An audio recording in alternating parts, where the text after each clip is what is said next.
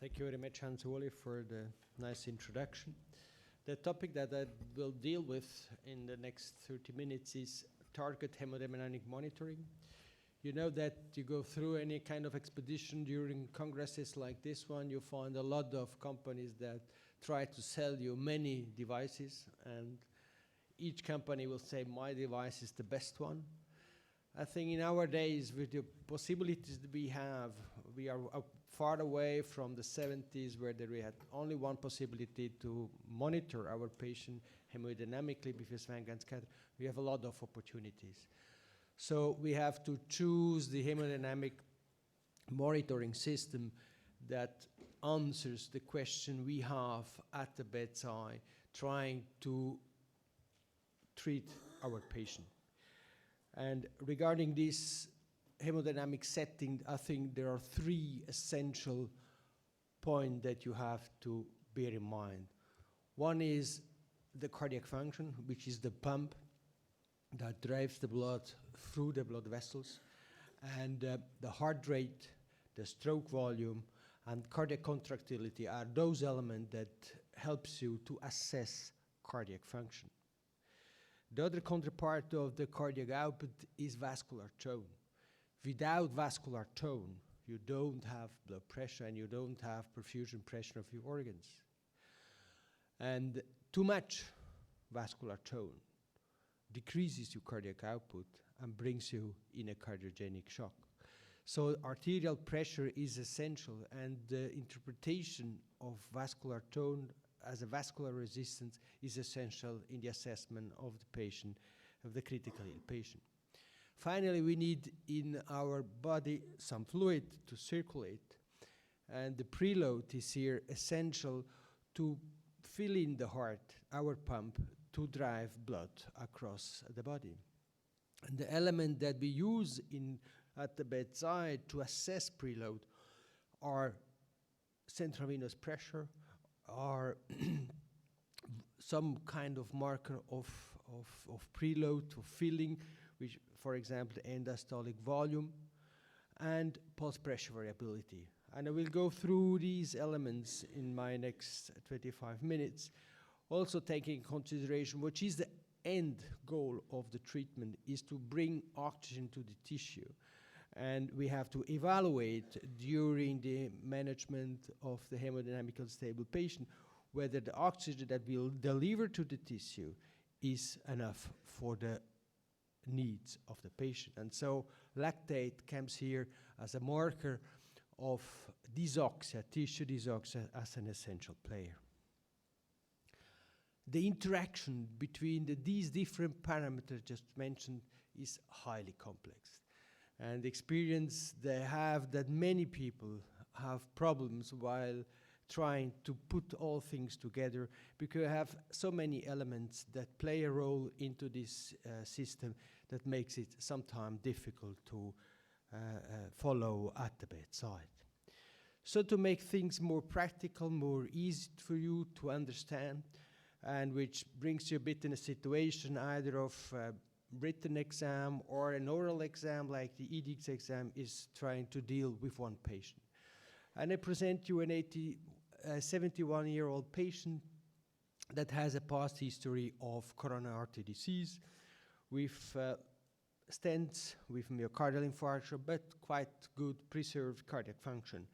And is now admitted to the hospital because of febrile state, cough, and sudden loss of consciousness.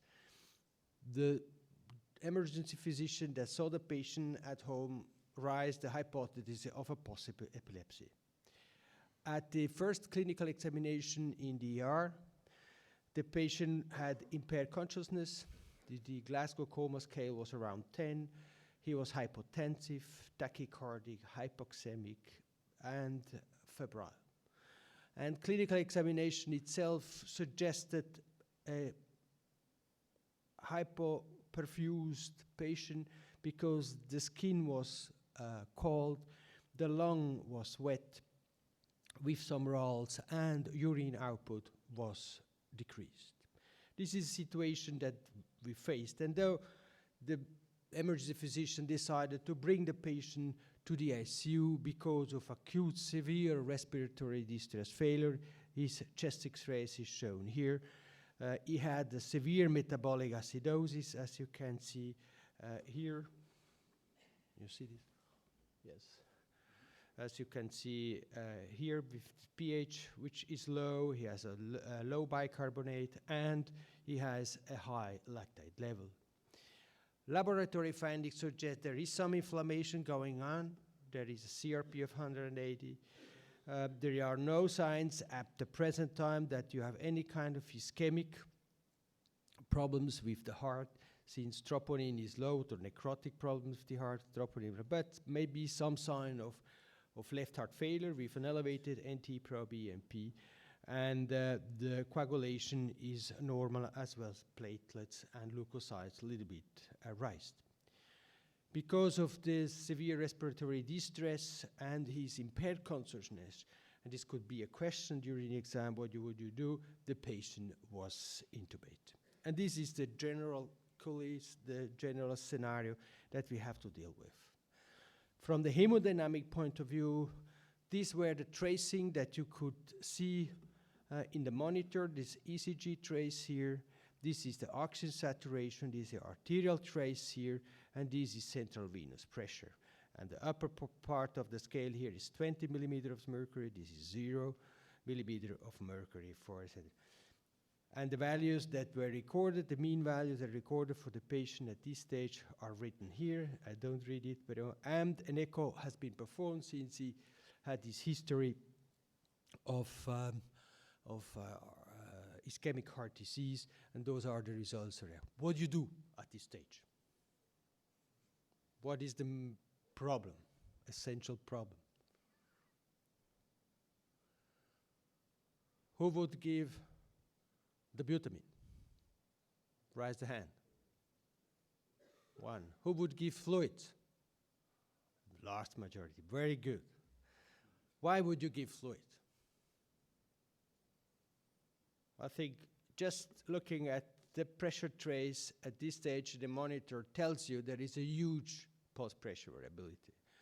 And if you think that a patient has just been intubated and he's sedated, maybe still paralyzed, you can use these measurements to really assess the fluid status of your patient. And what do you use? Do you use pulse pressure variability? Do you use mean arterial pressure to assess volume status? Do you use systolic blood pressure? It's always a big discussion, at least in my ICU, among residents, what they should use. But if you look at this rock curve that I took from a paper from Xavier Monnier, you see that pulse pressure variability gives you the largest area under the curve. So that is for sure the best value that you can use. You may use also systolic pressure variability, which is close, but bad idea is to use mean arterial pressure or even diastolic pressure to assess the volume status of your patient.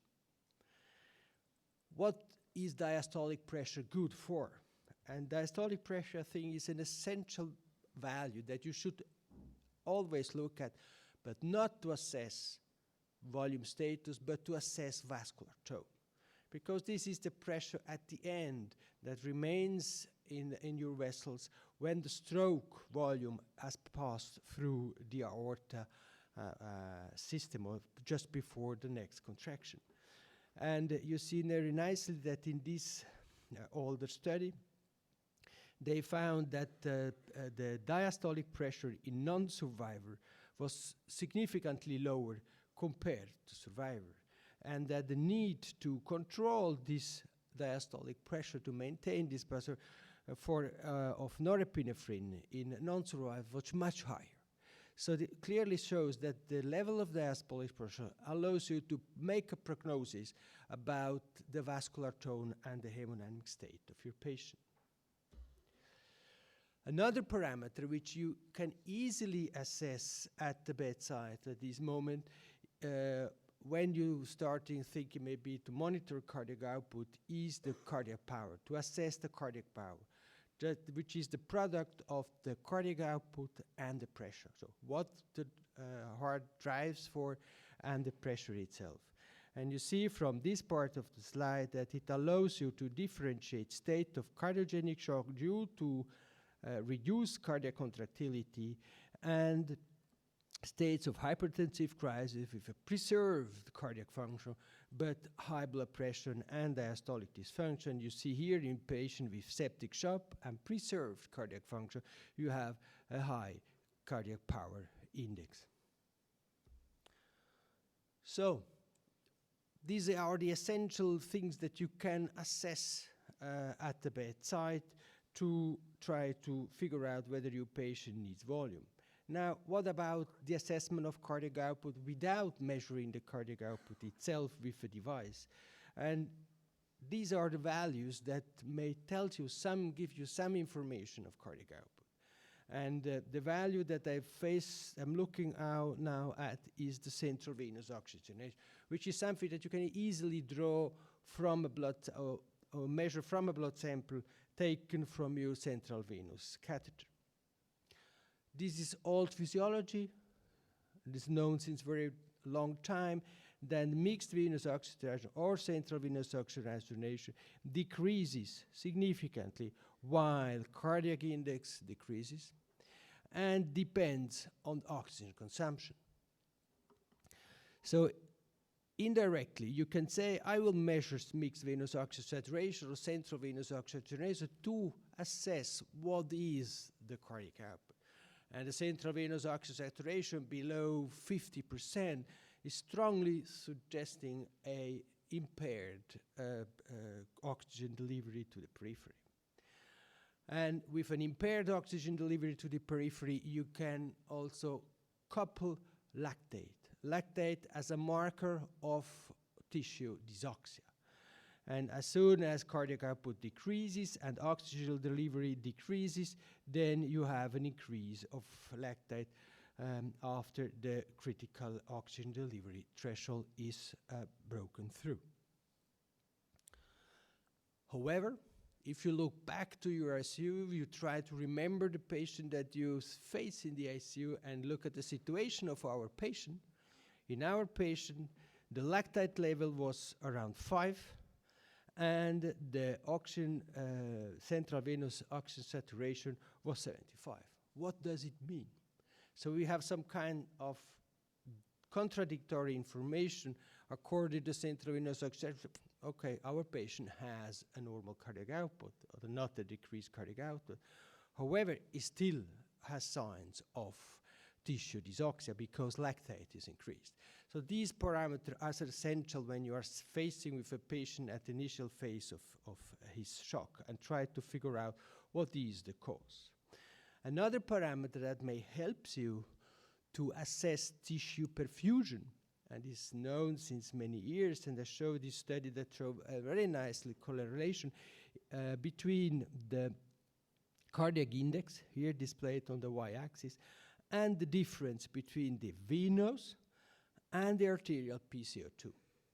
You have a blood gas that you draw from both lines, the arterial and the central venous, and look at the difference of the PCO2 between these two lines, and you may extrapolate what is possibly the perfusion at the level of the tissue. So, if you try to take together the assessment of tissue dysoxia and the assessment of tissue perfusion, we can go on one side. If we have low central venous oxygen saturation, we know what hemoglobin is, we know what the arterial oxygen saturation is, we can appreciate oxygen extraction ratio. And if the oxygen extraction ratio is high, then this suggests that you have low cardiac output, and then you have to increase oxygen delivery. And this you can do either giving some hemoglobin or trying to keep oxygenation of the blood in the arterial side in a range above 92%. If the arterial oxygen saturation is normal, then this suggests that you have low perfusion. But what you do in our patient, when the oxygen saturation is higher than 70% in the central venous line, then you can use the difference in venous arterial CO2 to assess whether you have a pure cytopathic etiology of the increased lactate level, or this is due to tissue hyperfusion. And studies suggest that if you have a difference which is more than 6 millimeters of mercury, like it is in our patient, you have more to deal with tissue hypoperfusion.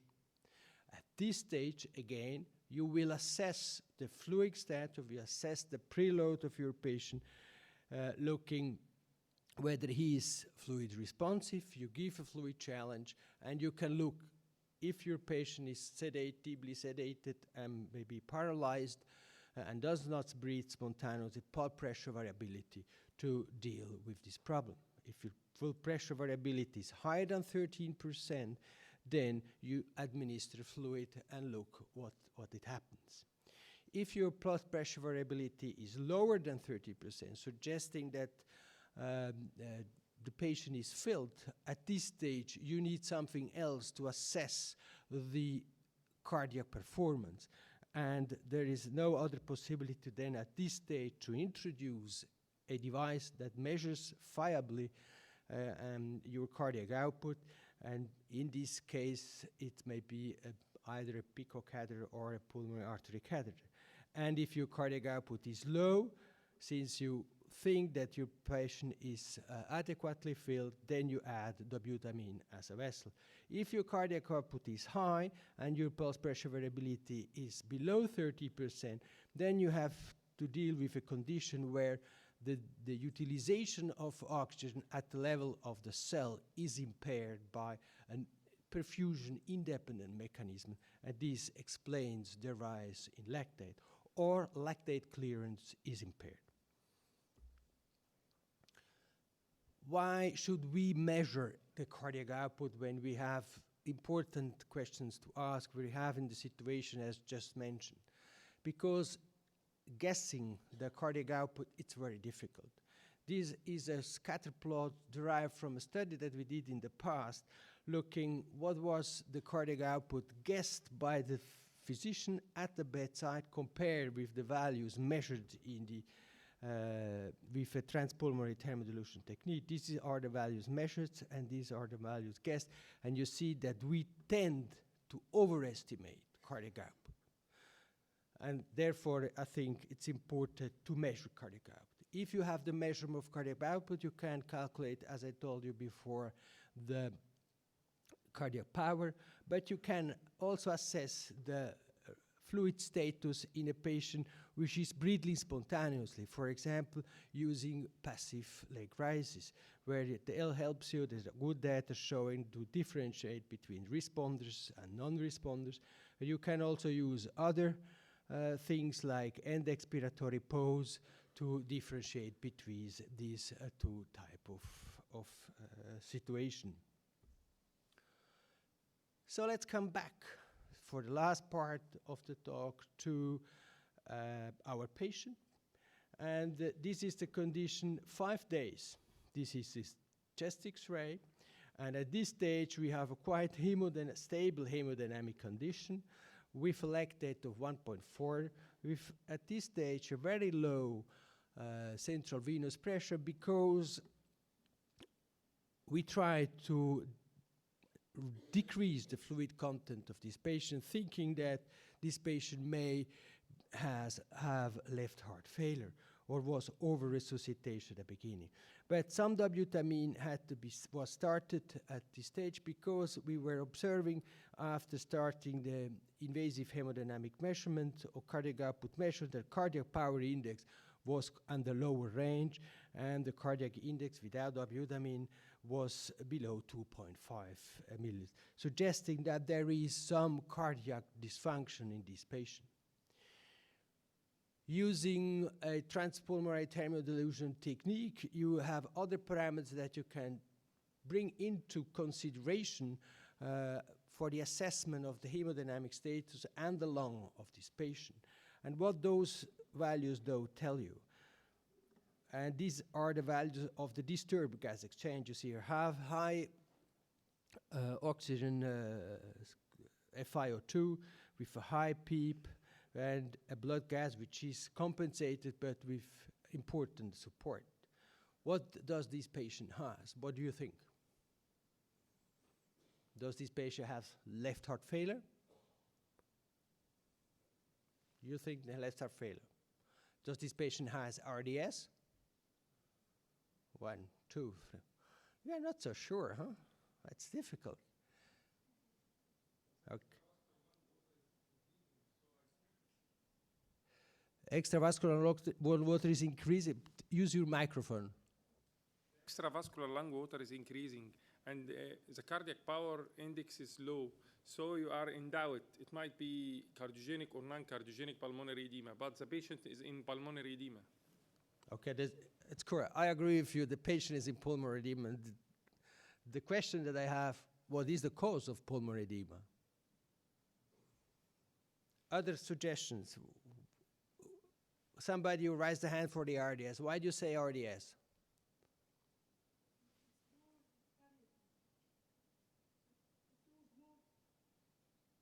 Diffuse, infiltrate, the chest X-ray. Yes. Other values that helps you. But this is just a consequence because you cannot oxygenate the patient, you raise the PEEP. Now, the other values is this value here. What is this? Pulmonary vascular permeability index. And the resolution of this problem you find in the study that has been published almost many years ago by Xavier Monet, where he showed nicely that patients with hydrostatic pulmonary edema have a low pulmonary vascular permeability index, which is below than 3, and patients with RDS have a pulmonary vascular permeability index which is higher than 3. But bear in mind, there are patients where there is overlap, and the true is never 100%. So what would you do in this stage? What can I do to improve my patient? He's since 5 days in my ICU. He has fully characteristic of an RDS, but what is the cause of this pulmonary edema? We just wait. Cardiac performance is not that big, that good. We did remeasured cardiac power index, this is there, and did an echocardiography. And the echocardiography shows that under this beta stimulation, the ejection fraction was increased a little bit from 30 to 45%. Are you happy? But there was a new inferolateral hypokinesia. So the idea comes to the mind, maybe is an elevated pulmonary artery occluded pressure the reason why fluid is continuously going to the lung, independently by the fact that the patient is dehydrated. And so we introduced a PA catheter, and in fact, we found that the pulmonary artery occluded pressure or wedge pressure was 25 when CVP was 3. So this huge difference between CVP and pulmonary artery occluded pressure suggests you that you have a severe impairment of left ventricular dysfunction. And the ECG confirms that this patient has signs of ischemia and now myocardial necrosis as the reason of this. And the solution of that is that you have to bring in the patient into the cath lab and solve this ischemic problem. So to conclude, what are the needs if you have questions that goes into direction of the pulmonary circulation? And the other question that you could have here is, if you look, the pulmonary artery pressure estimated by was 45 millimeters per mercury, which is quite high. Is it due to the RDS, or is it due to increased left ventricular pressure? And these are the questions that you have to deal with when you are thinking to use a device that gives you this answer. And the pulmonary artery catheter today has still a place in the treatment of our ICU patients. When you have to deal with the pulmonary circulation itself, you'd have to drive afterload of the right ventricle, and you would like to differentiate between permeability edema and and hydrostatic pulmonary edema. To conclude, what does mean targeted hemodynamic monitor? What I tried to show you. First of all, you have to assess the patient completely. And many things that are your problem now, you find the history of the patient. So don't forget, after 5 days, that this patient you have faced to deal with is a cardiopathic patient that had already myocardial infarction, and that his coronary situation may play a role because and explains his situation at the present time. Choose the hemodynamic monitoring device that answers your questions at stage. Start with simple means, pulse pressure variability, central venous oxygen saturation, lactate, or the veno-arterial difference for PCO2 to assess the state of your patient. If you cannot go through on, then measure your cardiac output to figure out what is the thing.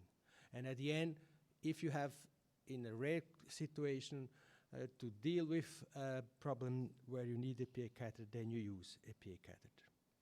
Thank you very much for your attention.